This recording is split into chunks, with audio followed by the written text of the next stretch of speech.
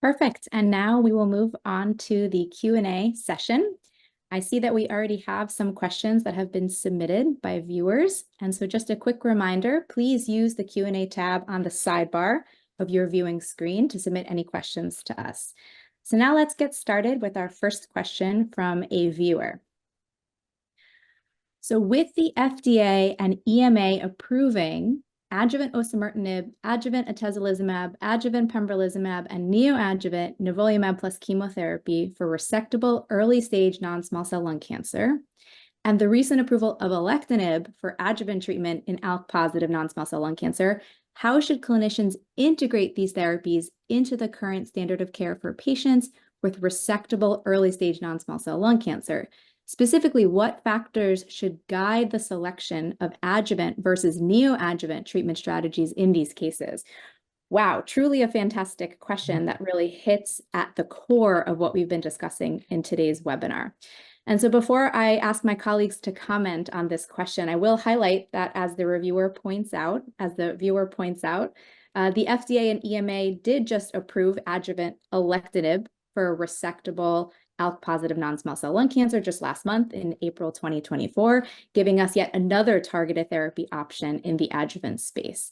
So Dr. Peters, let's hear from you. What is your framework for thinking about different adjuvant targeted therapies versus immunotherapy options for early stage resectable non-small cell lung cancer? Yes, you ask in one question two very interesting questions. Maybe the first one, which is the essence of your request, is do we really need to continue to have this, I would say, frontier, this distinction between oncogene addiction and non-oncogene addiction when we come to early disease? So as far as we know, and always with the exception of KRAS G12C, which is a mutation which happens in smoker and doesn't have the same biology of all the other ones found in never smokers. But with the exception of KRAS G12C, the answer is yes.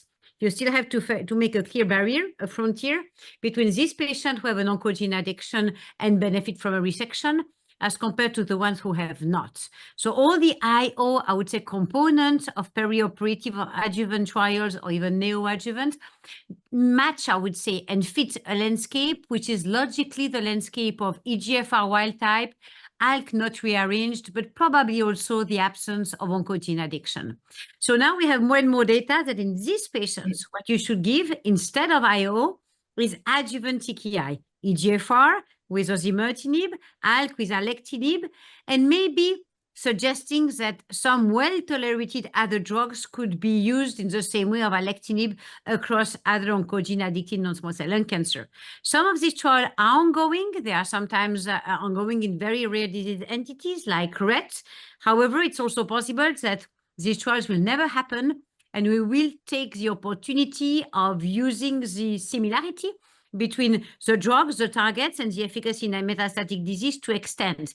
It might be done in the US, where more freedom can be found in making, I would say, expert-based decision. It might be more difficult in Europe. But I think at the time being, differentiate EGFR mutated and ALK mutated to the other ones. The first group has to have targeted therapy. The second group should have immunotherapy. And if you can, try to make another level of distinction, looking at RET, ROS, NTRK, BRAF, MET, particularly in never smoker patients, but of course, always with the suggestion of oncogene addicted might receive TKI. And if not, questioning yourself, do they really benefit from IO? So that's really something that we need to keep in two groups. So next question, I'm sure Liza will think about it, is adjuvant versus neoadjuvant. To my opinion, we have very few data about neoadjuvant TKI. So that really positions the TKI in adjuvant, while the immunotherapy has a lot of question mark about neoadjuvant, adjuvant of perioperative. Thank you so much, Dr. Peters. Yes, and Dr. Hendricks, I'd love to hear from you how you think about an adjuvant versus a neoadjuvant approach for resectable disease. I think, well, I fully agree with Dr. Peters, but I also want to do a step back because I'm a pulmonologist by training. And I think before you start treating, you need to make a diagnosis. And historically, quite a lot of patients with non-small cell lung cancer went directly to surgery without a confident pathology diagnosis or a cytological diagnosis with a few tumor cells. And I think we should not accept this anymore. So if you're a medical oncologist, if you don't do the staging and the obtaining of the pathology yourself, you really should discuss with the ones who do the pathology diagnosis that upfront you should have sufficient tissue, not only for the non-small cell diagnosis, but also for the histological subtyping and PD-L1 and molecular analysis. Because indeed, even if you have a diagnosis of non-small cell, and if you could somehow prescribe neoadjuvant chemoimmunotherapy, I think you could harm some patients if you give it to those with an EGFR or ALK or ROS1 or whatever. So I think all these patients deserve upfront testing. And I think that's a very important message that people should be aware that we should test all these patients. So moving then to the immunotherapy neoadjuvant versus adjuvant, I think there is a preclinical biological rationale to give neoadjuvant. The tumor is still in the patient. The immune system has neoantigens to recognize. It seems that surgery is not more difficult with neoadjuvant treatment compared with just upfront surgery, if you look at the data of the clinical trials. But I think you need experienced surgeons who can also handle, I think, maybe a little bit more vulnerable tissue. In Europe, I think it's easier. We only can give adjuvant immunotherapy to higher disease stages, high PD-L1, and in the Netherlands is even more restricted. So, for example, adjuvant atezolizumab we can only give for PD-L1 high stage 3, and that's it. So if you want to give a patient an opportunity for immunotherapy, then neoadjuvant is, I think, more attractive because the label at least is less restrictive. And I think there is also evidence, at least for stage 2, that immunotherapy works. I think what I like from the neoadjuvant chemoimmuno is that you have a readout of efficacy quite early because you have the surgery, so you know whether the patient has a pathological complete response, which is associated with a very beneficial disease-free survival. You know whether the patient did not respond. So it's also, I think, for communicating with the patient about prognosis, it's easier. And maybe an even bigger question is, if these patients got neoadjuvant chemoimmuno, do they need adjuvant immuno too? So do they need a perioperative regimen? We also now have approved regimens in the perioperative space, and I think we really don't know which patients need adjuvant immunotherapy. Are those the ones that did not obtain major pathological response or no response at all? Would they benefit from more immunotherapy, or will immunotherapy never work for these patients? Or are the patients that benefit from adjuvant immunotherapy those that have a response, but just would have an even better prognosis with adding more immunotherapy? And I know trials are ongoing, for example, within the ETOC in Europe, to try to answer these questions. And I think these are academic questions. Because you can also spare the patient toxicity, you can reduce financial toxicity if you can identify the patients that only need 3 or 4 cycles of neoadjuvant chemoimmuno surgery and then no adjuvant treatment. Absolutely. Thank you so much, Dr. Hendricks. And this really all speaks to the point that we need to be testing routinely now resectable early stage non-small cell lung cancer at the time of diagnosis, like Dr. Hendricks pointed out, for EGFR alterations, ALK rearrangements, and PD-L1 status that will really help guide treatment options, whether neoadjuvant or adjuvant. Okay, let's move on to another question from a viewer. So this question asks, what is the role of liquid biopsies in difficult or inaccessible locations for lung tissue biopsy? So great question here, asking about sort of the clinical role of liquid biopsies. And I will start off here and say that we are, as a field, increasingly using liquid biopsies to give us information about the tumor molecular landscape, again, both at the time of diagnosis and then at the time of relapse on targeted therapies. And often liquid biopsies can provide this information with relatively quick turnaround times on the order of 1 to 2 weeks, which is sometimes quicker than tissue biopsies. However, I do want to caution here that liquid biopsies cannot give us histologic information. So really still, in my mind, tissue biopsies are still critical at the time of diagnosis because we need to answer questions like, is this a cancer? What type of cancer is it? Is it a lung cancer or something else? And what type of lung cancer is it? Are we talking about small cell or non-small cell, adenocarcinoma or squamous cell? And so we still cannot get that information from liquid biopsies alone. So Dr. Hendricks, I'm curious about your perspective here. How are you using liquid biopsies in your clinical practice? And maybe you can also comment on how you envision ctDNA being used in the future as we think about personalized cancer care For example, you discussed some trials looking at intensification strategies of treatments based off of lack of ctDNA clearance. So curious to hear your perspective here. Yeah, lots of questions. I think there's a quite big difference between how I use it and how I would like to use it because of reimbursement issues. And I think in the end, yeah, you also have the financial constraints of your country. So how I use it now is either at first diagnosis of metastatic non-small cell, where we have tissue diagnosis of non-small cell, non-squamous, but not sufficient tissue DNA for molecular analysis. So then as a rescue strategy, sometimes combined with a new biopsy, but it takes time to order new biopsy and wait for the sequencing results of the tissue. And then you can speed up the process if you identify an actionable genomic alteration in the liquid biopsy. Caution, if the liquid biopsy is negative, it doesn't mean that there is no mutation. So something to take into account. Where I mainly use it now is in the EGFR, of the TKI progression space, or not specifically the EGFR TKI, where a patient has, for example, slow non-oligo progression, where I do a liquid biopsy to be already informed if there is something that could be targetable in the future with something off-label or a new drug that is approved. For example, we have still some patients on first generation EGFR TKI. If they progress, you hope they have a T790M mutation where you can prescribe osimertinib. Again, if I cannot obtain tissue at progression, then I also try a liquid biopsy. And quite often I try it combined because I think you need to know whether there is an histological transformation.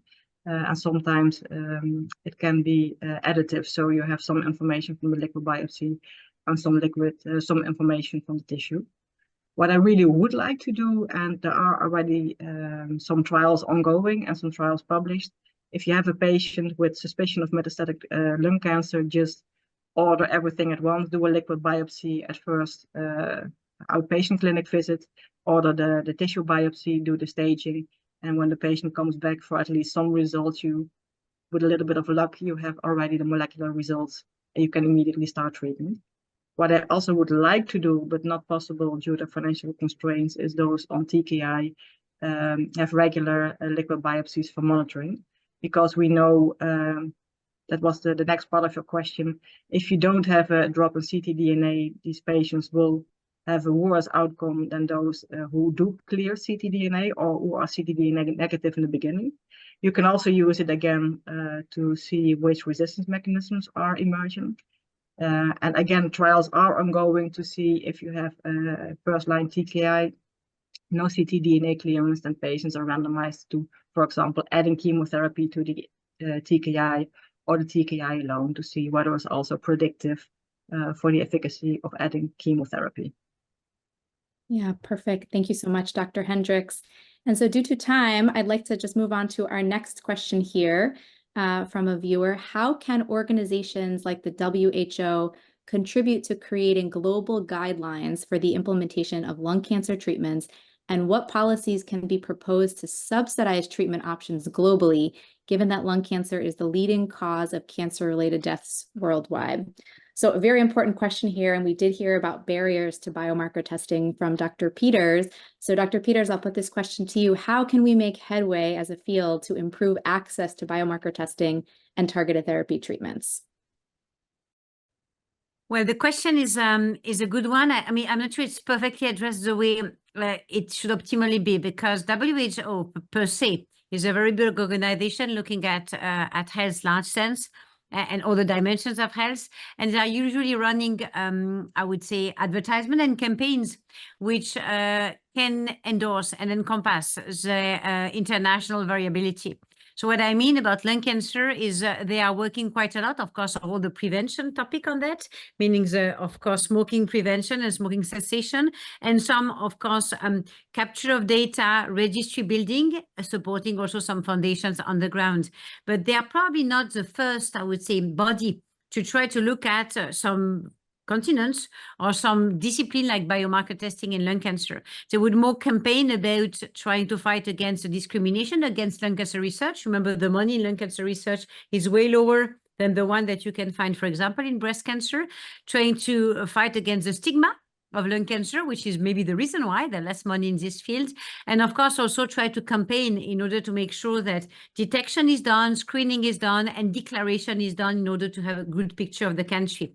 However, this being said, at every continental level, FDA, as well as Europe with the EMA, we have, and European Parliament, we have some bodies who have in hands the right to regulate and to potentially convey the messages of efficacy and need.